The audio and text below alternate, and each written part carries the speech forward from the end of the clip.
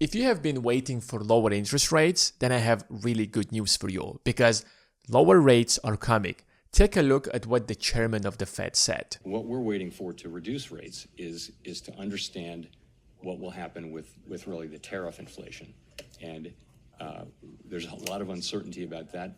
Every forecaster you can name who is a professional forecaster with adequate resources and forecasts for a living is forecasting a pretty significant. Everyone that I know is forecasting a meaningful increase in inflation in coming months from tariffs because someone has to pay for the tariffs, and it will be someone in that chain that I mentioned. When Donald Trump has introduced the tariffs, it was clear that somebody sooner or later has to pay these tariffs since it's an additional tax.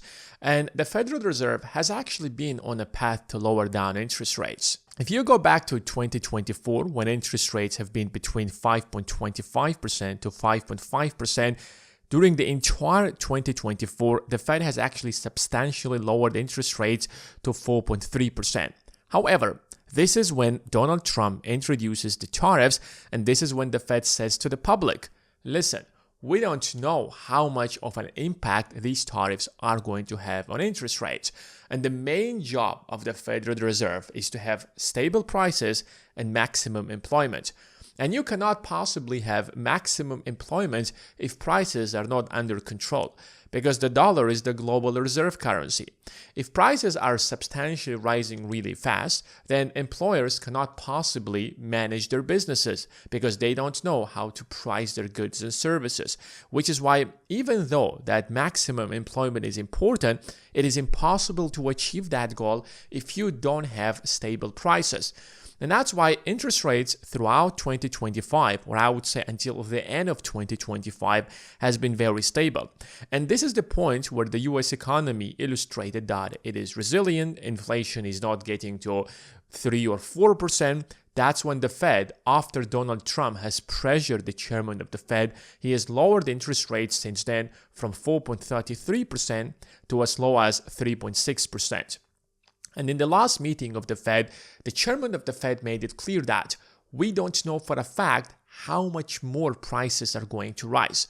But now we have the decision of the Supreme Court that says that these tariffs are unconstitutional. So the chairman of the Fed has no excuse right now but to lower down interest rates, because if you look at the inflation data, inflation actually isn't getting out of control substantially. The year was ended with 2.7% inflation rate, and in January of 2026, inflation was as low as 2.4%.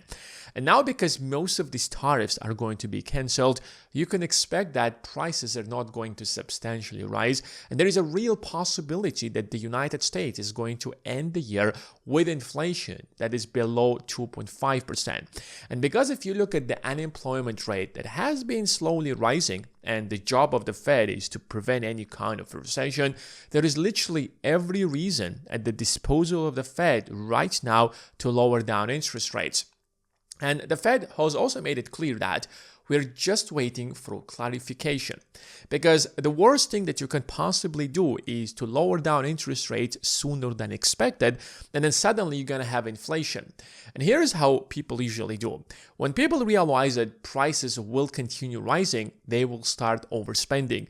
That overspending ends up into a self-fulfilling prophecy where prices continuously try to rise. And that's why one of the most important jobs of the Fed is to manage the expectations of the consumers and manage the expectations of investors. Because the expectations of investors decide what are going to be the interest rates that the government of the United States is going to pay on the national debt. Imagine for a moment, let's say the $10 trillion debt that is being held by foreign countries. If these foreign countries suddenly believe that inflation in the US will substantially rise more than 3% or 4%, they will start demanding higher yields. And that is the job of the Fed, to manage those expectations through higher interest rates. So it is fine to have higher interest rates for some time, unless if we are going to get at the end of the day lower inflation expectations. So the Fed is going to have a couple of meetings. The next one is coming in March and then April. So probably either in March or April, I would say most likely in March, we are going to have lower interest rates.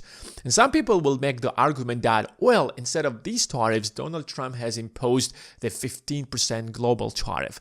Now, I don't think anybody is going to take these tariffs seriously because these tariffs have expirational date. And I think there are going to be a lot of exemptions on these tariffs, which is why prices most likely are not going to rise. And businesses right now have a clear strategy on how to act. They know which tariffs are going to stay and which tariffs are going to be removed. The real question is, will prices go down because Donald Trump has removed these tariffs? That is not happening because most of these businesses have incurred a lot of losses over the last year because these tariffs actually disrupted supply chains. And when you bring goods from outside and you have this long, effective supply chain, the moment you actually disrupt it, prices are going to rise. So many of these businesses, even though that they have raised their prices, have actually incurred a lot of losses, which is why they're not going to lower down their prices just because Donald Trump has actually removed these tariffs, because they have to compensate for all the losses that they have made over the last year. Now, secondly, when you raise your prices, you're not going to bring these prices down. That's it. That is the new status quo. That is the new price. But here's a more important question is, how will lower interest rates are going to impact the stock market? If you look at all the stocks in the stock market, you can categorize them into two major categories. On one side, you have value stocks. On the other side, you have growth stocks. Value stocks are the businesses that have already built their entire business, so they're making a lot of money. Take an example, ExxonMobil. It is an oil company that extracts oil and gas, and they have spent the last 50 years building infrastructure all across the United States. So if you pull out their balance sheet, you will see that these businesses are making a lot of money. But there are, on the other side, companies that are actually working really hard. They're investing a lot of money, but they're not making a lot of profits today. They will make a lot of profits in the future. Take an example of OpenAI.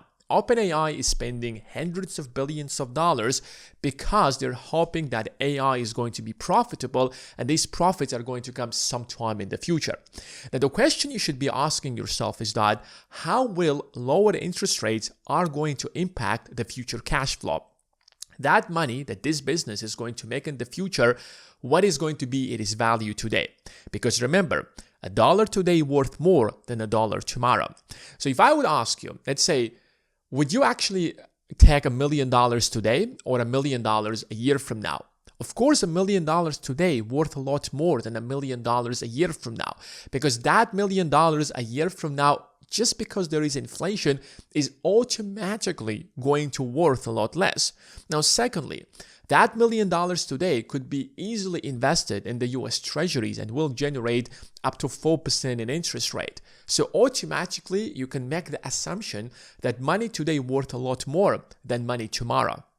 When the Federal Reserve lowers down interest rates, the discounted rate and how you discount the future cash flow into present value is going to go down. So that future cash flow instantly becomes more valuable. Let's say there is an AI company that is called OpenAI and it's going to make $1 billion 5 years from now. This is just a hypothetical example. When interest rates are 4%, we discount that $1 billion to today's dollars and there is going to be a value. Now the Federal Reserve lowers down interest rates to 3% and we discount now that $1 billion to today's dollars. Suddenly that $1 billion worth a lot more than when interest rates are 4%. That is why the valuation of OpenAI instantly goes up. And that's why the moment the Federal Reserve lowers down interest rates, here's what happens to stocks. Growth stocks that are supposed to make a lot of money in the future, their valuations instantly rise, while the value stocks who have already built their businesses and are making a lot of money today, their valuation slightly goes down. So when you know the dynamics of the market, now you know which stocks you should be focusing on and how lower interest rates that are coming in the next couple of months are going to impact the markets. And if you want a step-by-step strategy on how you can massively profit from the stock market when the Federal Reserve is going to lower down interest rates, then check out the first link in the description of this video.